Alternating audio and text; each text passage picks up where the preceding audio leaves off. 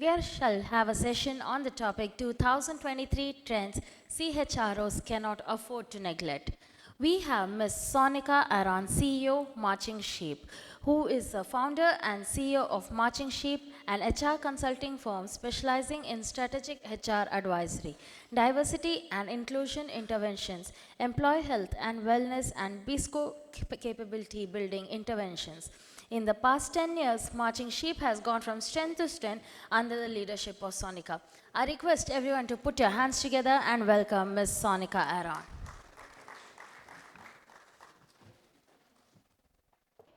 Good afternoon. If the previous panel were good students, I am the bad student. I like breaking rules. So the ones who attended my session in the L&D conference will know that. How many of you did it? Attended my session in the L&D conference? So are you here for a repeat? पहला वाला समझ नहीं आया था? नया सुनना है? Oh, okay. Done. Are you all awake? Pakka, done? I didn't hear it loud and clear. I don't have to do any histrionics to wake you up, right? Are you all awake? Piche tak? Good. Okay. So I'm supposed to talk about 2023 trends. वैसे तो खत्म होने वाला है 2023 सिर्फ 4 महीने बचे. But still, we should talk about, give it its due respect for the next 4 months. So let's talk about 2023 trends. So, कहाँ point करना है इसे? Okay. So I'm going to talk about a problem statement that we worked on with one of our clients.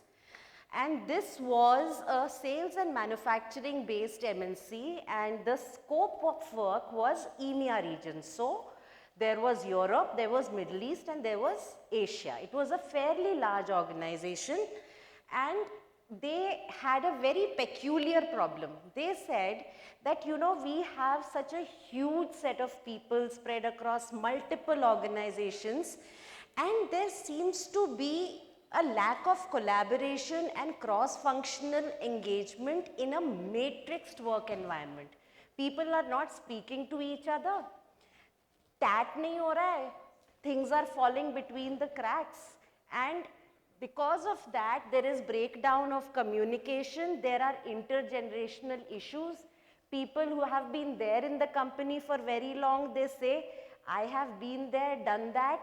Why are things not moving? This new generation, these zillennials and millennials have come and they are not following orders, they are not following instructions. They are trying to bring in this new technology, AI and what not, digitization. पहले हम लोग देखो pen और paper से कितने अच्छे से काम करते थे, सब हो जाता था. अभी पता नहीं है क्या क्या आने लगा है, नई नई चीजें. And the new generation is not listening to these people. They are saying that they are archaic. Right? So all of this was happening. So there was value conflict and all of that, and huge amount of mayhem. And of course, then there was the CHRO, and there was a CEO who was complaining, saying that, you know, we have done everything. We have state-of-art LMS. We have, you know, our own such a huge L&D team. We do things in-house. हमारे पास सब कुछ है. मेरे पास माँ है, right? So why are things not happening? So we said, okay, चाहते क्या हो, right? So then we had these goals, right? So we said, okay, we'll try, give us, you know, a time frame. So they said, okay, let's do it over a period of time. So we had about 7-8 quarters, and we said, let's get down to it. So the approach that we took, the first one was to say, what is really going wrong?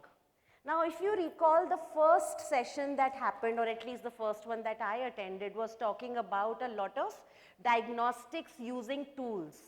And then a lot of sessions that ensued after that were also talking about a lot of technology. And I agree. You know, when I started my career, a lot of surveys used to happen with pen and paper. And then it used to take 6 months for us to analyze that data and get the results. By that time, the reality had changed. But now at the click of a button, you get to know what's happening in the organization. The issue is the integrity and the intelligence that is applied to the data.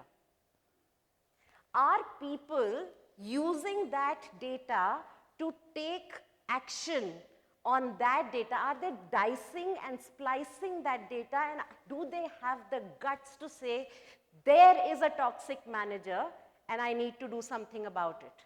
Yes, that manager is giving me धंधा, number कर रहा है, लेकिन आदमियों को ठीक से नहीं संभाल रहा, so I need to do something about it. Do we have the gumption to do that, is the question. So we actually did a lot of deep dive. Somebody spoke about stay interviews before this. This is one trend that CHROs cannot afford to miss. With all the technology, all the AI and everything, that human factor, that deep dive is extremely important, because what I'm feeling out here, we need to capture.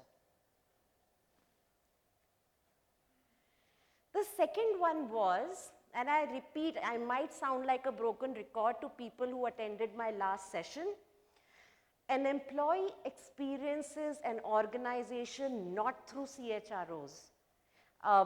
Veena is here, I don't know, Pradipta is here. They are not approaching them every day. They are speaking to their manager. Their first line of defense is their manager, whether they are working in hybrid or remotely, or they are coming to office. Is the manager empathetic? Does the manager understand? Does the manager enable? Is the manager listening? How many of us are actually investing in building the capability of first-line managers? And, ban to jate hain, matlab it's a moment of pride from becoming an individual contributor to the manager, to a manager. But do we also realize how much pressure it becomes for them suddenly? They are not only responsible for their own work, they are also responsible for the work of others. They are supposed to prove themselves to people who have made them managers. So it is a significant pressure on them as well.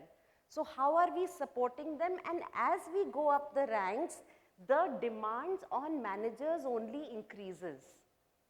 This is the second area that CHROs should not,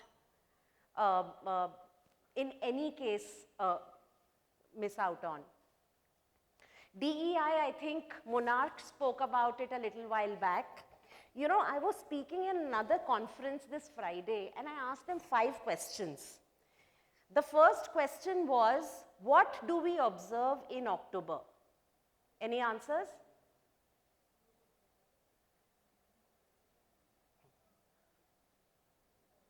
It's Global Diversity Awareness Month. When is the Bisexual Awareness Week? It's 16th to 23rd September. When is the Neurodiversity Awareness Week?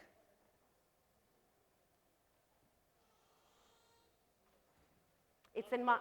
Huh? Not covered in the syllabus. You're right, sir. It's in March. The Pride Month is celebrated the entire June. But when exactly is the Pride Day?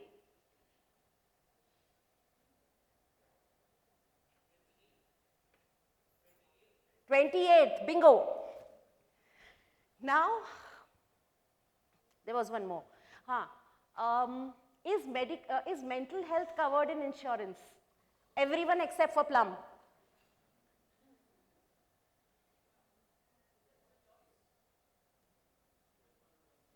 Is mental health covered under insurance by companies?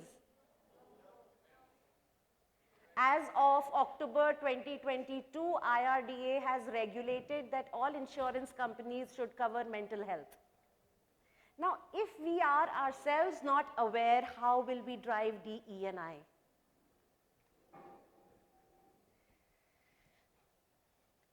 leadership interventions where we had to make leadership aware some of these gaps, this lack of awareness in the organization. And lastly, building a resilient workforce. Now these do not happen sequentially or operate in isolation. I am also not saying that all of these were done by pen and paper. We used a lot of technology, but then we also used a lot of human intervention and brains. All right? There were FGDs and stay interviews. What were our findings? There was lack of mutual trust and respect. Tunnel vision of individual responsibilities and blindness to its impact. And it was coming from the top, the leadership being territorial. And you know what? Here we are talking about people across continents and countries, but let's talk about India, okay? Every region in itself is culturally diverse. Do we even look at cultural diversity as a dimension? Let's not even say that gender diversity, हम gender diversity के beyond तो बहुत कम देखते हैं, LGBTQ, PWD, we have started talking about multi-generational diversity is a given. But cultural diversity, religious diversity, South is celebrating Ganpati, West is celebrating Ganpati, North is not. But every company is present in all 4 occasions, right? East will celebrate Kali Puja and Durga Puja. Then we spoke about, and for the leaders, can we do a typical 2-day program on leadership interventions? Do you think they'll sit? There is a continuous need, of course. Sorry? There is a continuous need. Sir वो बैठेंगे आपको लगता है continuous need के लिए भी वो 1 घंटा 2 घंटा LMS में बैठ के do you think उनका बिहेवियर चेंज होगा? But it will have its own impact and influence. It may not be achievable in 1 hour, 1 day or 1 week or so, but it will have its impact. Impact. It will be renewed on and on, which will definitely transform the person. It will transform the person. And do you think we have that kind of time where we are creating a culture when that person is behaving every day and we will wait for that transformation over a period of 2 years? Where we are losing money right now, but I will wait for 2 years till this person realizes that this person has to collaborate.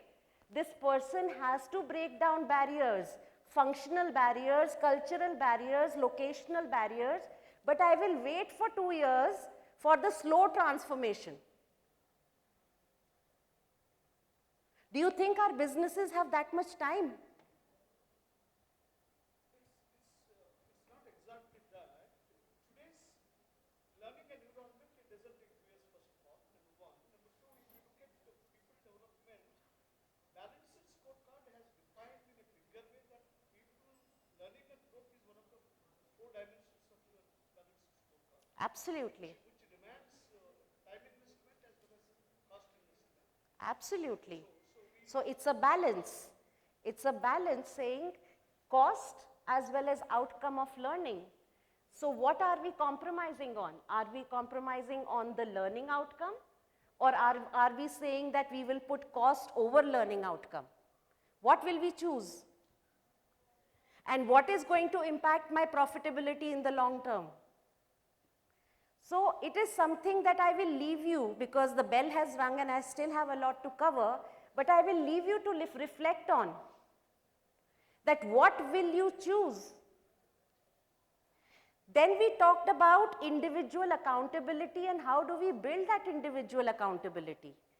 And lastly, managerial support and empathy. This is what we came across with. I'm sure all of you from the HR function have read this, understood this. It's a very common model which talks about why do teams become dysfunctional, and it was evident in that organization. And it was all emanating from the way the organization was taking decisions on development, on the way they were taking decisions on managerial promotions, and the way of working. The solutions had to be multi-pronged. It could not be unidimensional. So whether it was managerial capability building, whether it was saying that managers have to play a role of being an enabler. Now, whether they be an enabler through technology and processes, so like he said, let's have balanced scorecard. They had a different process of performance management, but it has to be implemented. It has to reach people. It cannot be a paper process or a computer process जो जब बस complete कर दी. Is it reaching the people? Are feedback meetings truly happening? Are people being given feedback, constructive feedback? Do managers even know how to give feedback? Or is it a machine that will give feedback? Will you automate that as well? Then achievers. They have to be achievers themselves. They have to be in that chain. They have to be role models. And they have to inspire. Building a mindset of mutual respect and inclusion, whether it was generational, departmental, tenure, gender, life stage, geography, educational background, and the impact on business by geography. The most important thing we found when it came to senior managerial building was coaching capability. Coaching capability requires a lot of practice. It requires one coach making another coach practice. I think Shilpa spoke about it. I don't know if she's still here. Shilpa from Bosch. She spoke about how she is becoming a lead coach to build more coaches within the organization, and it is a capability which needs to be built within the organization. Role modeling inclusive behaviors, leaders have to role model inclusive behaviors, and what are those inclusive behaviors? I asked just 5 questions in a room full of HR people. And we at Marching Sheep say inclusion starts with I, and inclusion starts with awareness. And principles of participatory leadership. Building a resilient workforce. A lot has happened, you know, in the country with respect to mental health. I just told you that a lot of companies, insurance companies today are covering mental health. There are at least 6, if not 7, that are covering mental health, and Plum is right here. And it's good because it gives an employee the comfort that if they are going for counseling, if they are going to a psychiatrist, because it does not need hospitalization in many of the policies, right? However, once an employee reaches the stage of counseling, problem to ho gayi na? I am already burnt out, I am already having a panic attack, I am already anxious or anxiety, I am having anxiety. How do I build a resilient workforce where I as an individual understand my stress triggers? Veena is looking at me with dirty eyes, okay, and if that gives me stress, how do I respond to it? Mentally, emotionally, psychologically, physically. And what should be my coping mechanism? If I as an individual start to decode it and deal with it, I become resilient. It's a practice, it's an art which can be learned.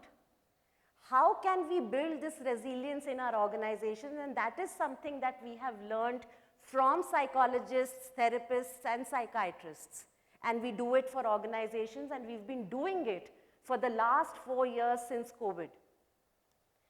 That is something that we did, and it was something which worked big time across geographies. Can you imagine Africa, Middle East, and Asia? I'll quickly go to the outcome. उसने 1 घंटी already बजा दी है. It took us 7 quarters, not 8. We covered 70% of the workforce. We met the targets. I specifically want to talk about one intervention which we did in Dubai. We called all the senior leaders and we cooped ourselves in a hotel in Dubai for 2 days. And we had no PPT. We just had activities and games. This was a complete OD interventions with the CXO level of that company. And all we did was open them up, help them understand each other. How do they communicate? If somebody is brisk in their communication, it doesn't mean that that person is disagreeing. It's just that the way that they culturally communicate. They built empathy for each other. They understood, they got to know each other, who is married, who has kids, who is divorced, who's a single parent. Those 2 days that we did in the second quarter of the assignment completely changed the way we worked during the rest of the assignment. The entire resistance that we were getting initially, it just went. So I just wanted to talk about it, that these OD interventions are extremely powerful, especially when we talk about senior leaders. You talk to them like I am the expert, they will not listen because they have a lot of experience themselves. But put them in a situation where they experience things, they reflect, they participate, and their own reflections will make them learn. So with that, I will just say it is all about the balancing act between financials, like he said, cost भी है balance scorecard में, human factor भी है, हाँ है, लेकिन आप human factor को ध्यान में रखो. The human factor and the cost. Also balance between technology and human intervention. Don't get into FOMO कि पूरी दुनिया टेक्नोलॉजी कर रही है, हम पीछे ना रह जाएं. And nothing is same and nothing will remain the same. So keep evolving, keep learning. Thank you so much.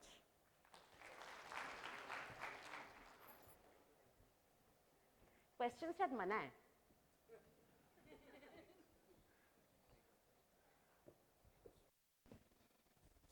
Thank you so much, Ms. Sonica Aron, for that lovely session.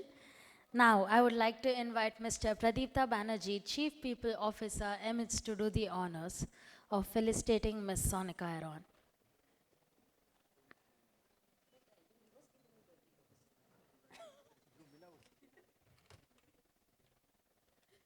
Can we please give it up for Ms. Sonica Aron for her lovely session?